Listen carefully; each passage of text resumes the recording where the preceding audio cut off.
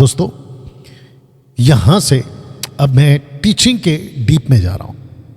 Okay, मेरी request है, pen paper आपके पास अगर होगा तो ले लीजिए, लिख लीजिए।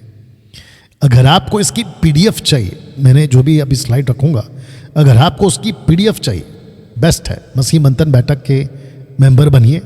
व्हाट्सएप के ऊपर आपको इसकी पीडीएफ मिल जाएगी। या फिर आपको नहीं बनना है कि डैनियल भाई हम आपको सिर्फ सुनते हैं, अच्छा लगता है, वो चीज़ लेते नहीं लेते, बाकी उसको छोड़ देते, कोई बात नहीं।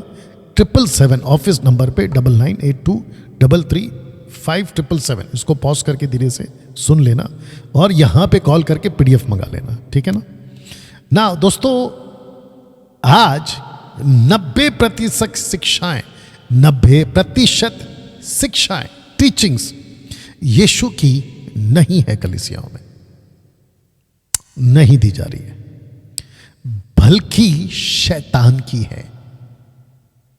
जो टीचिंग्स 21वीं सदी की बात कर रहा हूं, बेड़ा गर्क तो तभी से हो गया था, इसलिए पौलुस कहता है कि मेरे जाने के बाद फाड़ने वाले बेड़ियां आएंगे। पथरस भी कह चुका है आगे जाके, और प्रकाशित वाक्य की पुस्तक में तो यीशु बिल्कुल साफ कह चुका है कि तुम वहां रहते हो जहां शैतान का सिंहासन है। आज 21वीं सदी में 90% कलीसियाओं में यीशु की शिक्षाएं नहीं दी जा रही है, बल्कि शैतान की शिक्षाएं दी जा रही है। मैं आपको बताता हूं क्यों।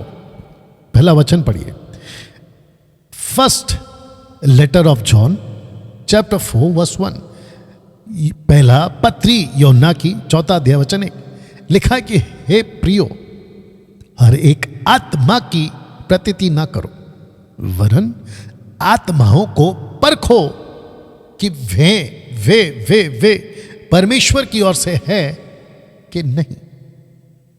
इसका मतलब परमेश्वर की आत्मा ऊपर सिंगुलर है, एक वचन, एक, हर एक आत्मा के प्रतीति ना करो। नीचे लाइन कहता है वरना आत्माओं को परखो, ये प्लूरल है, क्योंकि परमेश्वर ने एक ही आत्मा दी है और उस आत्मा का इस प्लैनेट पे मकसद एक ही है कि वो आपके अंदर बैठे टीचर बन के।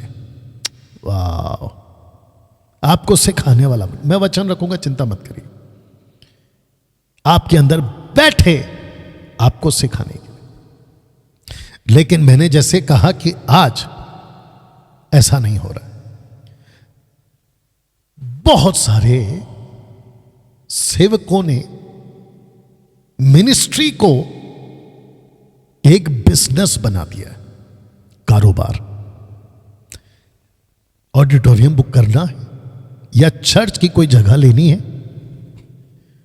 या फिर कोई जगह और उसको अच्छे से सेट कर दो और लोगों के दिमाग में ये डाल दो कि ये जो भी अलाना फलाना बाबा है, सेवक बनकर जो काम कर रहा है, उसके पास में कुछ शक्तियां हैं, ताकत है। वो लोगों पे हाथ रखता है, लोग नीचे गिरते हैं।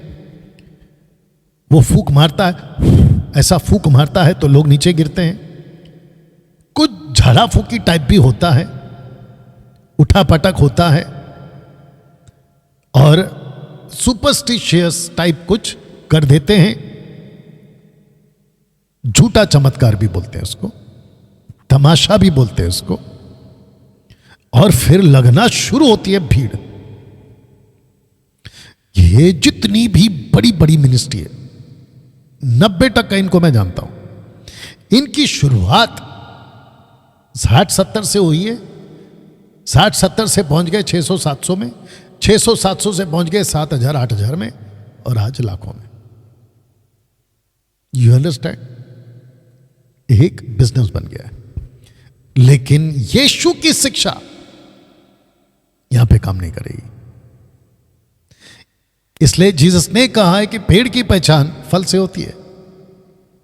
इनकी बातों को देखो, ऐसे पता लगा लोगे कि गड़बड़ है। परमेश्वर का वचन कभी भी मिलावटी वाला काम नहीं करता है। इसलिए लिखा है कि आत्माओं को परखो।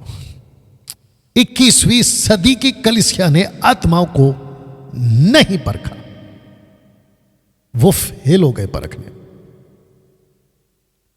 अगर परख लेते, जब पास्टर प्रार्थना में बैठा था, 3 दिन के फास्टिंग, 7 दिन का फास्टिंग, 21 दिन का फास्टिंग, 40 दिन का फास्टिंग या 80 दिन का फास्टिंग, तुम्हारी जितनी ताकत थी, उस आत्मा के तुम्हारे फास्टिंग के प्रार्थना में जब तुम्हारे पास लूसीफर की आत्मा आई थी जो तुमको नीचे गिरा रही थी, हंसा रही थी, बेकाबू कर रही थी, अगर तुम वहां उसको परख लेते कि ऐसा तो पवित्र आत्मा कभी नहीं करता, क्योंकि वो जेंटलमैन है, सजन है, वो नीचे गिराना, लोटपोट कराना, चीखना, चिल्लाना, उल्टी करवाना, हंसना, रुलाना, कुत्तों की तरह भौंकवाना, वीडियो देख लीजिए आप जाके, बार्किंग स्पिरिट जिसको कहते हैं, बार्किंग स्पिरिट, और उल्टे सीधे दर्शन, ऐसा कुछ नहीं करवाता। लेकिन इन लोगों से गलती क्या हो गई पता है? मुझे कुछ सुपर नेचुरल पावर मिल गया है, मेरे को कुछ महसूस हो रहा है, मेरी बॉडी शेक हो रही है, जिसको कहते हैं jerk, the spirit of jerk, jerk, गड़गड़ गड़गड़ गड़गड़, ऐसा वाला।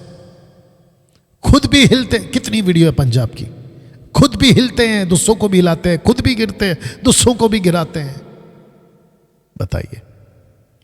और इन्होंने नहीं परखा, तब जाकर दोस्तों मैं ये सवाल नीचे देख लीजिएगा, मैं आपसे अभी पूछ रहा हूं, आज कौन सी आत्मा है आपके पास? आज कौन सी आत्मा है आपके पास? मेरा सीधा सवाल आपसे।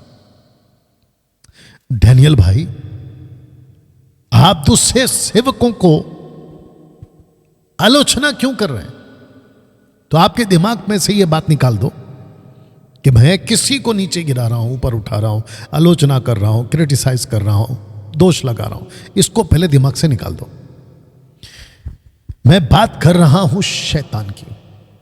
अगर आपका दिमाग और माइंड सेटअप ऐसा है कि शैतान को भी दोष मत लगाओ, तो भैया तुम मसीह नहीं हो। लूसीफर के राज्य को भी कुछ मत बोलो, उसकी भी तारीफ करो, तो भैया तुम मसीह नहीं। छोड़ दो मसीहत को, जाओ कहीं और। मसीहत को समझो और पवित्र आत्मा इस पृथ्वी पर क्यों आया उसको भी समझो, तब जाकर आपको मसीहत का अर्थ पता चलेगा। तो दोस्तों मैं फिर पूछ ले रहा हूं आपसे, आज कौन सी आत्मा है आपके पास? या